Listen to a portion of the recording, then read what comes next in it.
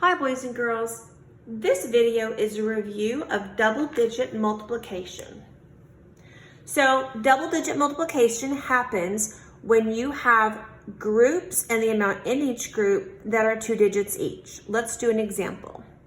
Say I have 24 boxes and there are 13 books in each box, okay? The first thing you want to do is you want to do what you remember from 3rd grade. One thing I have my kids do, I like to teach kids, is to cover that up, okay? Cover up that place. Let's do the part that we know how to do from 3rd grade, okay? So in 3rd grade, we learned how to do 2-digit by 1-digit, so let's do that. So 4 times 3 is 12, so I need to regroup that. That is 1 10 and 2 ones. And next I'm going to do ones times tens. 3 times 2 is 6, plus 1 makes 7. So 24 times 3 is 72. Okay, in 4th grade, we went on to the next step and we learned how to multiply our tens place now. But before we multiply this tens, we've got to do some housekeeping. So this regroup up here, I am done with that regroup. I'm going to cross that out because I do not want to count that again. I'm done with my ones place. We've already multiplied that place. I'm going to cross that out as well. And next I'm going to come down here and I'm going to lay down my 0. My 0 is a placeholder. As I start to multiply this digit 1, this is truly not a 1. This is really a 10. So we fill in that 0 because that is going to be our placeholder when we multiply our tens place.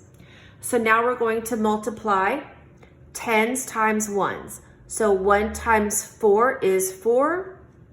And last step is tens times tens. 1 times 2 is 2. There you have your partial products. And there's your answer. Let's do one more example where we have a lot of regrouping. 35 times 45. Okay? Again, I'm going to cover up that tens place. I'm going to do what I know from 3rd grade. I'm going to do my 2-digit by my 1-digit first. 5 times 5 is 25. 5 times 3 is 15. Plus 2 makes 17. So that is 170. That's 17 tens. So that's a 100 and a 70. I'm keeping my ones column, my tens column, and my hundreds column straight. Now, before I can move on to my tens place, I'm going to do some housekeeping. I'm going to get rid of the things that I've already used, and I'm going to put a 0 for my placeholder. So, done with that, put a 0. Now, let's do some regrouping here. So next I have 35, and this is really a 40, 35 times 40. So let's start with tens times ones. 4 times 5 is 20. Well, that's a regroup. I have 2 tens there. That 2 tens needs to be regrouped. 2 tens, 0 ones. And then my last step is tens times tens.